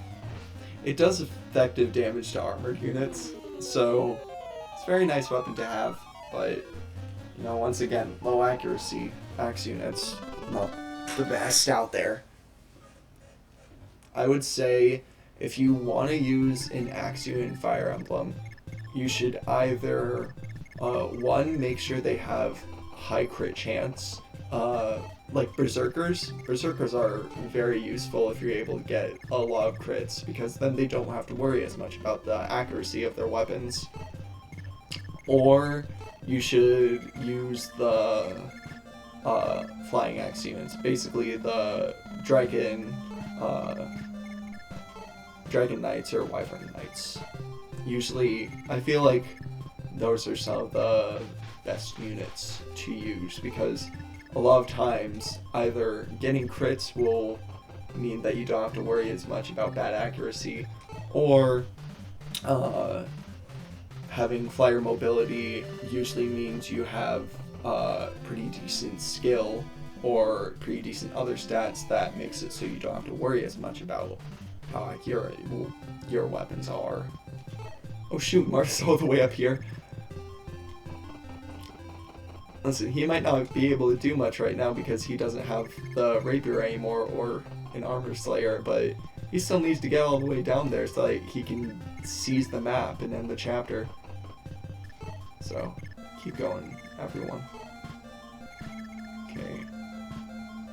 I'm gonna come over here and we'll give the armor slayer over to you, I suppose. Okay, Wolf. And then Wolf will go ahead and give it over to Sheeta so that she can try and get a kill. Okay. 3 guys left. Hopefully it shouldn't take too long. Other than Marth trying to get all the way down there. Also, Ogma, I should probably train up some more because, I mean, level 4 is still decent for this part of the game since, you know, most enemies are still about level 3, but once it gets to the point where have to worry a lot more about making sure she didn't. I really need to figure out more about this combat system, huh?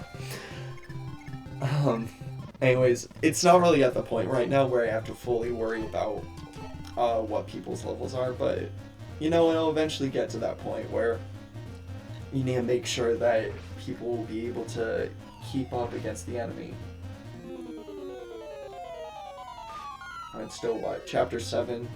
I think this is a 26 chapter campaign, so still like 19 chapters left. It'll be fine. We'll be fine.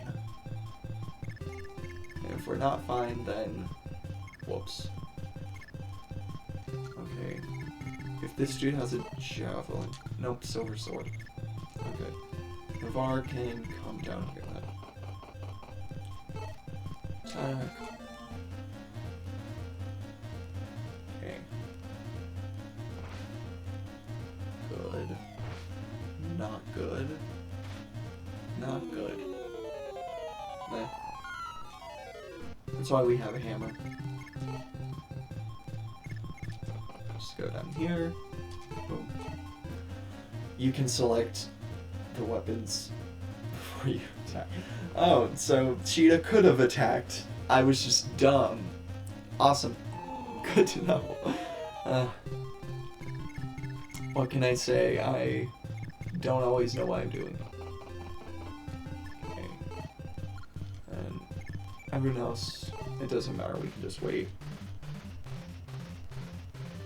As long as Marth makes it over, and so does Bantu, then we'll be fine.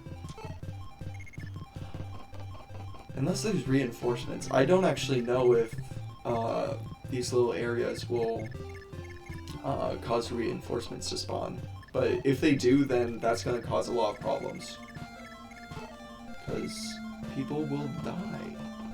And I don't want that.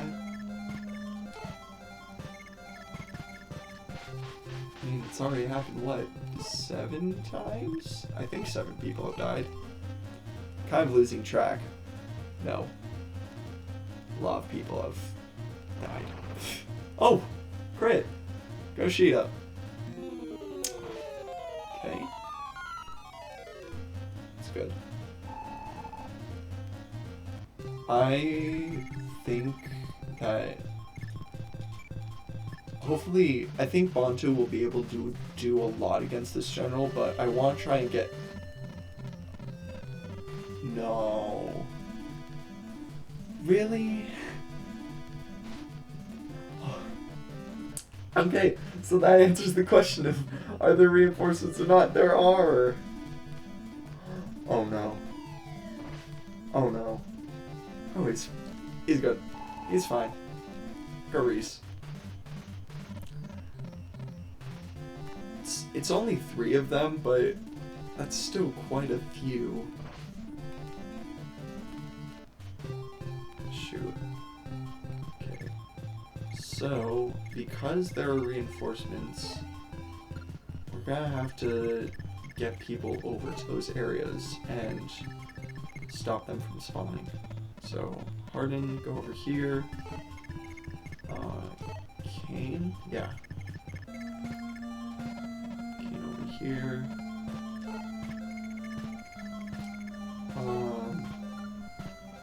For now we'll put Cheetah on this one. And then let's show off Montu. What can you do? His animation very look cool. That's nice.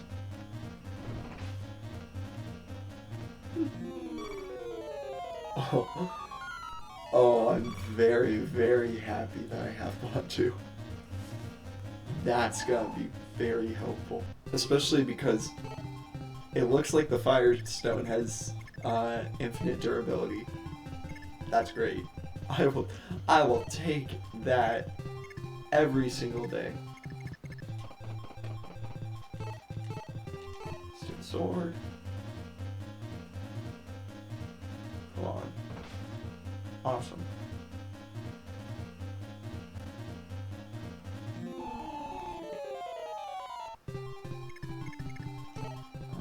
Drunk, come over here.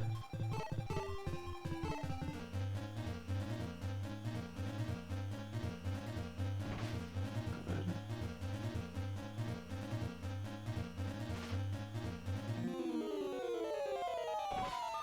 I'm very, very happy that Bantu is useful in this game.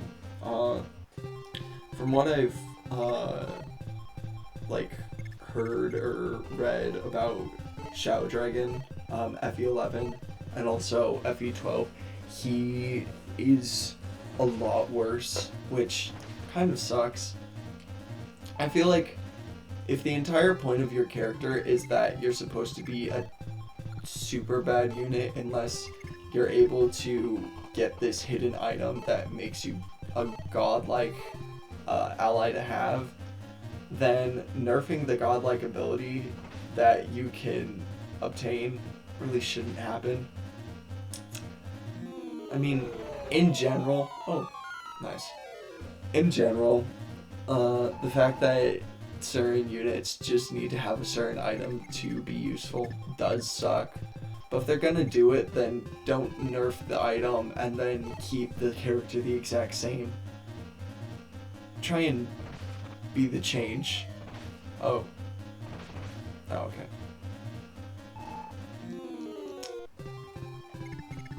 So, this is Navarre. Navarre should be able to take out this dude. Hopefully. Don't die. He's good. Oh. Okay.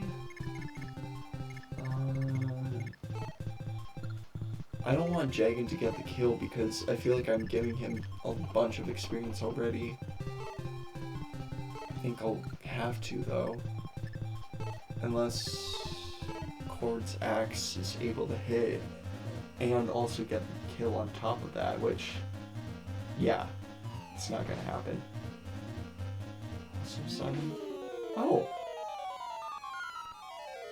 Good job, Cord. Okay.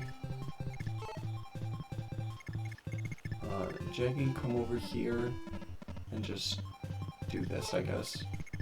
And should be good.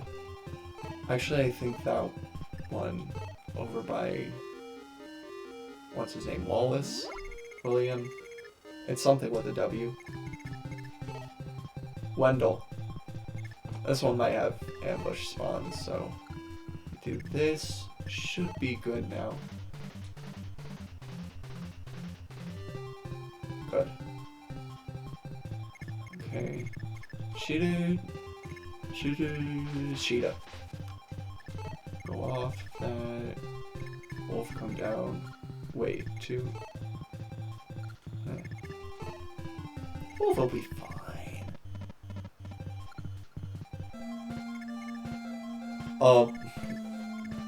Another thing.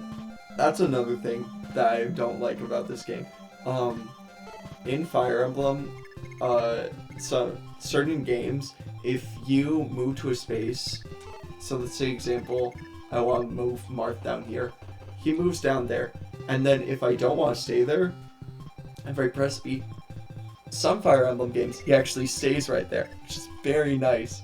But in the games where they don't, it's like a really small pet peeve of mine when you are able to just stay where you were originally at, and you have to like reset your entire movement because see, like stuff like that where I accidentally misclicked. That sucks that you have to deal with that. Like, that's a really, really small thing. But sometimes it adds up. The first time, it's just like, oh, okay. But then when it happens the 20th time, you just want it to be over. Just like this chapter, which is very close to being over. Okay. Awesome. Want to come down here, and I actually don't know how much damage the general can do, so let's see. Curse you, Minerva, for this betrayal. I will drag you down to the pit of hell with me. Okay. Yeah, that's quite a bit of damage, and Bantu's accuracy isn't that good. It's not terrible, but yeah, he can follow up. And so Bantu is not as useful as I really thought he would be, I guess. The good thing about this guy, though, the fact that there's a lot more space to try and do some bow damage. I don't think, though, his defense might be too high that bows won't be able to do anything. Yeah. That sucks. Which means Sheeta is probably going to be relied on a lot. Or at least the Armor Slayer is. So you get 9 defense. Bantu with 15. 18, so it did 6. 15 defense. That's again 9 defense, so difference of 6. So he'll be doing, I believe, 12 damage to Sheeta. So as long as he doesn't crit, she will be okay. And since we have heal stuff, it'll be fine, I think. Honestly, depending on Agma and Navarre shouldn't get one-rounded, meaning that honestly I could probably train up Agma a bit on this dude as well. Let's see what happens.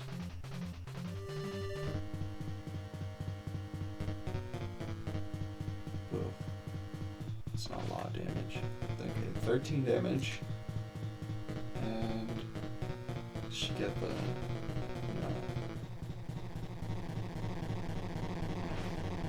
okay, she can do 5. It's not terrible. I do really want to get that level with her, so I might need to try a little bit for that, but I'm actually going to keep her on there and use Reese to heal her up so that she can try and get at least that 1 level.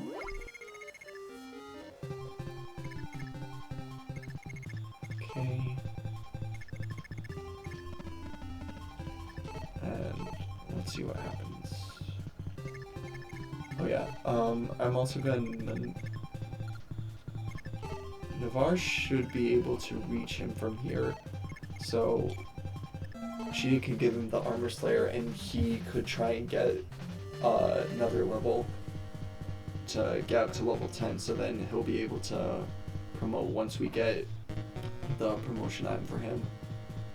Okay. Come on. Awesome. We get another. Oh. She's so close. She's so close to leveling up. Okay, just a little bit more. Kill her again, Reese. Hey. There we go.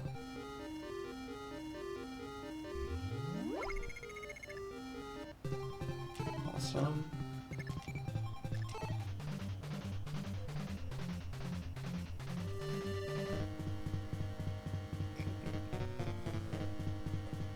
Come on, Sheeta.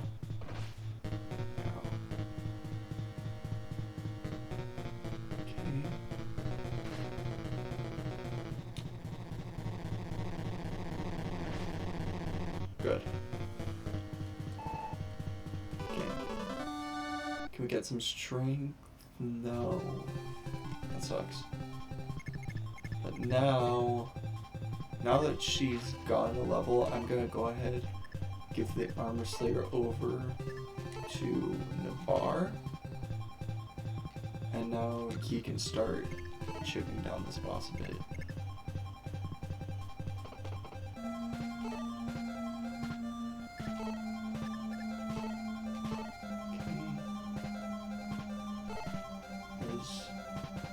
Defense is very bad. I believe Harmon's going to do about 16 damage to him, which is a lot, and Reese might not be able to heal him up too much, but he's still at full HP, luckily. Okay, I believe in you. 7 damage. It's decent. It's better than nothing. You know?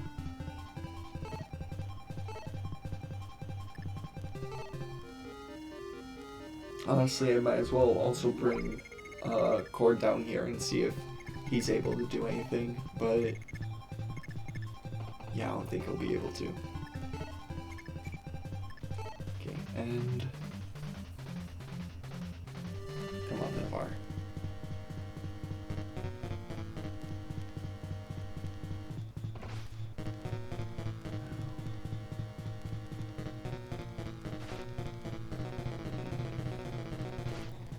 Oh.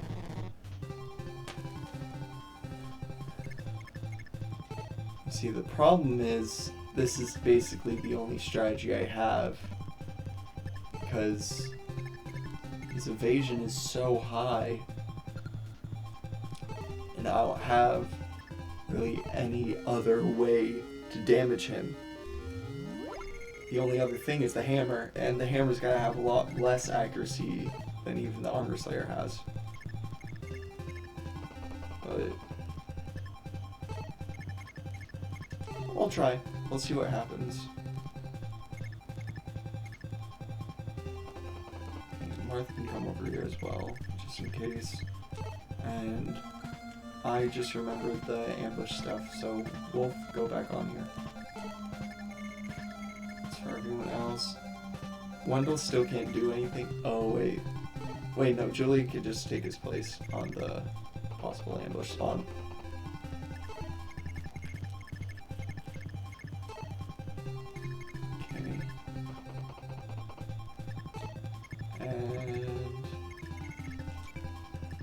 See what happens again.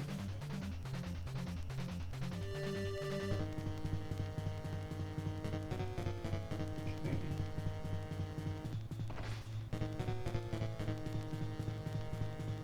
He just does so much damage.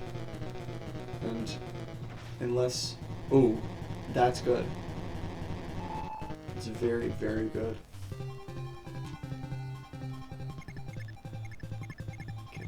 Reese, come down here. Navarre's really our only chance right now to beat this boss, because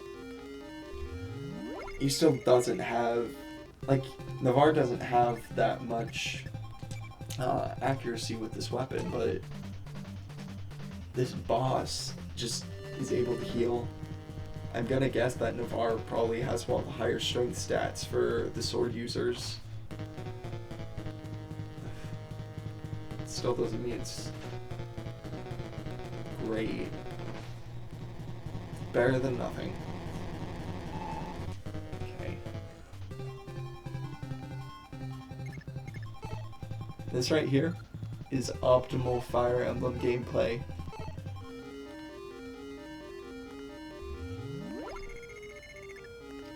I really, really hope though that Reese's men staff doesn't break before I'm able to defeat this boss, because if it does, then once again that's going to cause a lot of problems and I might need to restart the chapter. Okay. Come on, Navarre. Again.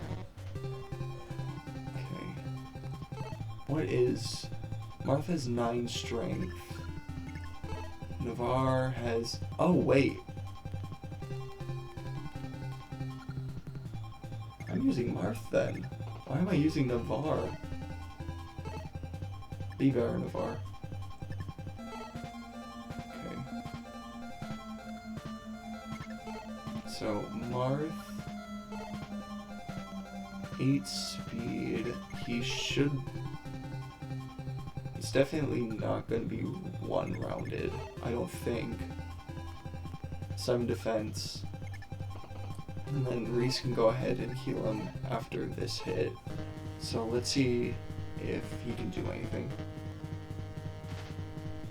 Awesome. Okay.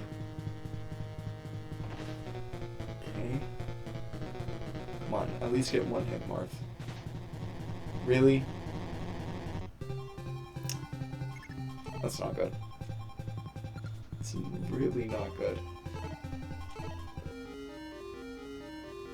I'll go further. That's terrible.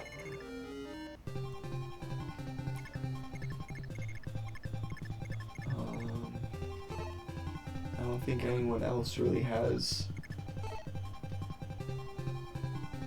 Yeah, Jagan only has 7 strength. I mean, 9 defense is very nice, but it's not gonna get him too far.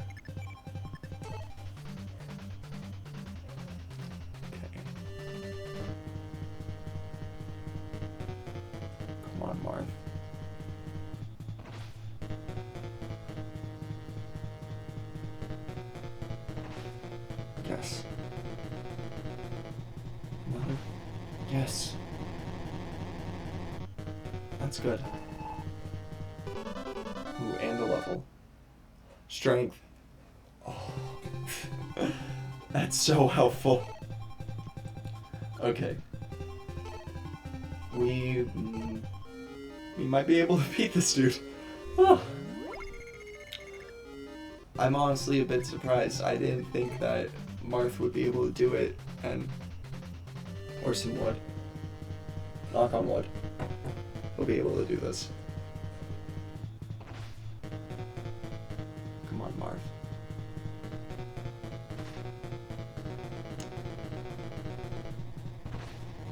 Okay. Okay. Oh. You can do this. I think the boss's HP should be low enough now that even if he heals, Marth just has to get 1 hit. So, Marth, just get 1 of these hits, okay? Come on. Just 1.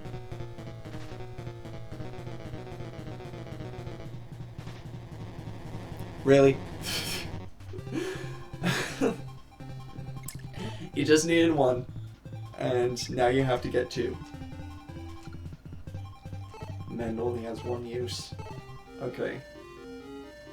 Awesome. So, now Martha really has to get this hit.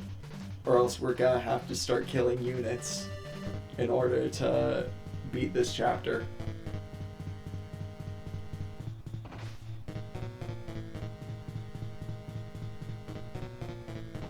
Okay. Oh. Shoot. Okay. He's been doing 16 damage. Martha's 9 HP. I believe if Reese gets this heal, it should be about 10 HP back to Marth. Meaning, I'm going to... Should I risk it? He only needs one hit. I'm not. No. If he heals, he gets to 9 HP, I believe, which is in the threshold for Marth to only need one hit. And... okay. Marth, just one. Yes! Okay. Awesome. I need to find healing. Store. Awesome. And this chapter is done. Prince Marth, it is time I tell you the legend of the Manicheets. A long, long time ago, the Manicheets arrived in Arcanea. They were of 3 clans. The Divine Dragons of Naga, the Mage Dragons of Basilisk, and the Fire Dragons of Salamander. Awesome names. You know, I love the Salamander Dragons. The Divine Dragons were the most powerful. They stopped the others from conquering mankind. They carried stones that allowed them to conceal their true selves by taking human form. The Dragonkin lived in peace with humans until the arrival of Medius, an Earth Dragon. Medius used his great power to destroy the Divine Dragons and found the Dolar Empire. He launched attacks on the human lands and conquered them. If the Divine Dragons were so powerful, why couldn't they have just defeated him? Though the humans fought bravely, there was nothing they could do against Medius. Especially considering Tiki is such a good unit in this game, I feel like. At least she is in some other games, so why couldn't she have just... whatever. The young warrior Henri faced Medius. He gripped a sword that shone brightly, the Blade of Light, Falchion. After a fierce battle, he at last defeated Medius.